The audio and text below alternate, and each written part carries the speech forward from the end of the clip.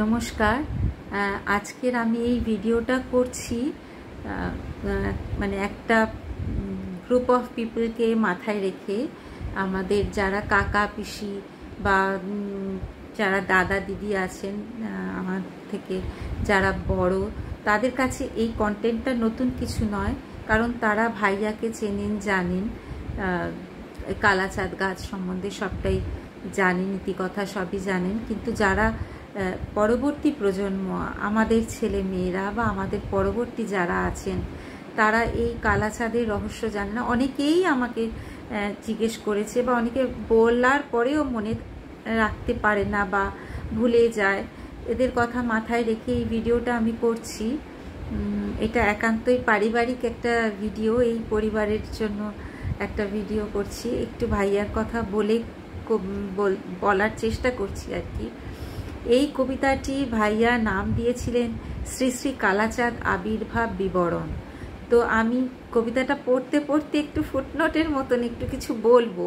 যদি না বলি তাহলে যারা ওই একই কথা, যারা ভাইয়াকে চেনে না, জানে না, বোঝে না, ভাইয়া বলতে পরম প্রভুপাদ অনন্ত শ্রী ব্রজরমণ গোস্বামী, আমার দাদা শ্বশুর, ওনার সম্বন্ধে দুটো কথা বা উনি কিভাবে এটা এসছেন সেটা আমি বলবো। তো আমাদের কালাচাঁদ গাছ এই বাড়ির অনেক দিনের একটা ইতিহাস বহন করে।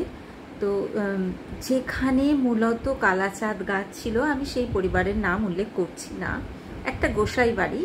সেই গোসাই বাড়িতে কালাচাঁদ নিত্য সেবা পেতেন, সেখানে উনি ছিলেন। এবং ভাইয়া তার ছোটবেলা থেকে উনি জানতেন এখানে শ্রীকৃষ্ণ চরণ স্থাপিত আছে, ছোটবেলা থেকেই এটা উনি জানতেন। তো দৈবক্রমে কোনো একটা কারণবশত কালাচাঁদ ওখানে আর থাকতে রাজি হলেন না, এবং উনি স্বপ্ন দেখালেন ভাইয়াকে যে ওনাকে আবার করে ভাইয়া স্থাপিত করুক। তো সেটা নিয়েই লেখা, ভাইয়ার ভাষায়, ভাইয়ার কথায় আমি একটু পড়ি। একটু বড় হবে হচ্ছে হয়তো ভিডিওটা, কিন্তু জানা যাচ্ছে অনেকটাই। একদিন নিশি শেষে কথা শুনি স্বপ্নাবেশে, কে যেন কহিলা বারবার। নিশি শেষে অর্থাৎ ভোরের দিকে উনি স্বপ্নটা দেখছেন, কেউ একটা ওনাকে বারবার বলছে, আমাকে করো স্থাপন, মাহাত্ম্য হবে ঘোষণ, এই স্থানে থাকিব না আর। অর্থাৎ কালাচাঁদ যেখানে স্থাপিত ছিলেন সেখানে উনি থাকতে চাইছেন না, এবং উনি বলছেন যে আমাকে তুমি নতুন করে স্থাপনা করো এবং তাতে মাহাত্ম্য ঘোষণা হবে। বিরাট কদম্ব গাছে সত্য কালাচাঁদ আছে, জন্মাবধি জানিতাম তাহা। কালাচাঁদ কি? কালাচাঁদ হলেন স্বয়ং শ্রীকৃষ্ণ। তো কদম গাছের সাথে শ্রীকৃষ্ণ যে আছেন বা থাকেন এটা আমরা সবাই জানি। তো উনিও এই কালাচাঁদ গাছ, এই কালাচাঁদ গাছ এই গোসাই বাড়িতে পুজো হতো, আমি যার কথা বলছিলাম, সেখানে কালাচাঁদ গাছ আছে এবং সেখানে নিত্য পূজা হয়, সেখানে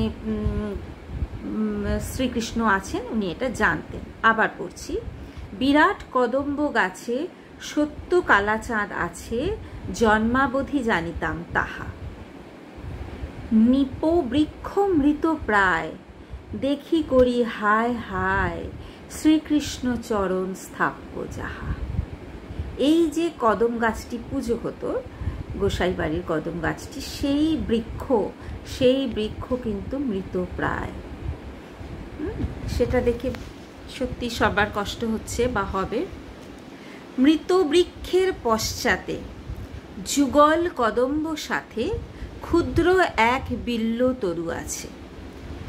এটা ভাইয়া স্বপ্নাদেশ পাচ্ছেন যে আমাকে যে তুমি স্থাপন করবে, আমি কোথায় আছি, কিভাবে চিনবে তুমি আমাকে।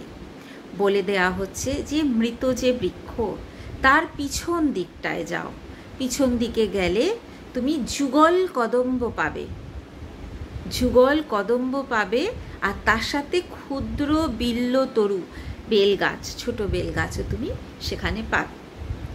মৃত বৃক্ষের পশ্চাতে যুগল কদম্ব সাথে ক্ষুদ্র এক বিল্ল তরু আছে, সুনিশ্চিত মনোপ্রাণ এই রূপে কালাচাঁদ নিত্যস্থিত থাকিবেন গাছে।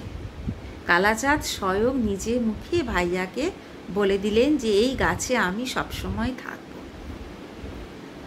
1360 সনে, বছর বলে দেয়া হচ্ছে, 1360 সনে মাসান্ত অগ্রহায়ণে, মানে অগ্রহায়ণ মাসের শেষের দিকে, 1360 সনে মাসান্ত অগ্রহায়ণে স্বপ্ন দেখা নিশিভোরে সাঙ্গ। ভোরবেলা উনি স্বপ্নটা দেখলেন। পৌষে যাই ঠালি গ্রামে, দীক্ষা নিল 2 জনে, সুশীলা প্রভাস কানুঙ্গ। 2 জন, সুশীলা কানুঙ্গ এবং প্রভাস কানুঙ্গ, ওনার কাছ থেকে দীক্ষা পেল পৌষ মাসে ঠালিগ্রামে উনি যাওয়ার পরে। শুদ্ধা স্নিগ্ধা মাতা তার, এমন দেখি নাই আর, শ্যামা গীতে পুলক জাগায়। এনাদের যিনি মা, তিনি খুব সুন্দর শ্যামা সঙ্গীত গান, ভাইয়ার খুব পছন্দের। এই ভদ্রমহিলার সাথে ভাইয়া একদিন নদী তীরে 2 জনে, স্বপ্ন কথা আলাপনে, মগ্ন আছি নিজ ভাবনায়। এই যে স্বপ্নটা ভাইয়া দেখলেন, এই স্বপ্নটা উনি এই কানুঙ্গ মাতার কাছে বলছেন এবং ওনার দুশ্চিন্তার কথা উনি জানাচ্ছেন। মাসাবধি কাল ধরে খুঁজি যারে ঘুরে ফিরে, চমকে পড়িল চোখে মোর। হঠাৎ করে উনি দেখতে পেলেন মাস কাল অনেক পেরিয়ে গেছে, এই কালাচাঁদকে উনি খুঁজে পাচ্ছেন না, কিন্তু হঠাৎ ওনার চোখে পড়ল যুগল কদম্ব চারা। এই যে স্বপ্নে দেখেছিলেন কদম্ব চারা যুগলে, সেই যুগল কদম্ব চারা সুবর্ণে সতেজ তারা, আনন্দে কাটিল মনোঘোর। আনি অতি সন্তর্পণে, রোপণ করি যতনে, ভোগ দেই নিত্য 2 বেলা। এই কদম গাছ ভাইয়া আনলেন, তুলে এনে বসালেন কিন্তু শালগঙ্গা আশ্রমে, ভাইয়ার তৈরি করা আসামে শালগঙ্গাতে রাধাবল্লভ আশ্রমে এই গাছ ছিল। যুগল কদম্ব চারা সুবর্ণে সতেজ তারা, আনন্দে কাটিল মনোঘোর। আনিয়তি সন্তর্পণে, রোপণ করি যতনে, ভোগ দেই নিত্য 2 বেলা। 2 বেলা কালাচাঁদের ভোগ হচ্ছে। এবার মন দিয়ে শুনতে হবে। মানত মানিয়া যেবা, মানত মানিয়া যেবা, ভোগ মানত মানিয়া যেবা, দেয় অন্ন ভোগ সেবা, সে দেখে চাক্ষুষ তার খেলা।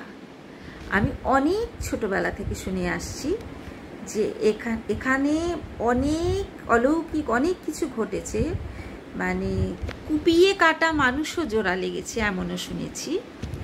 তো মনে পড়ে গেল বলতে গিয়ে, মানত মানিয়া যেবা, দেয় অন্ন ভোগ সেবা, সে দেখে চাক্ষুষ তার খেলা। কহিবার কথা নয়, তথাপি কহিতে হয়, শুনো সবে সত্য জানি মনে। অঘটন আজও ঘটে, যদি রাখি মনোপটে, নত থাকে তার শ্রীচরণে।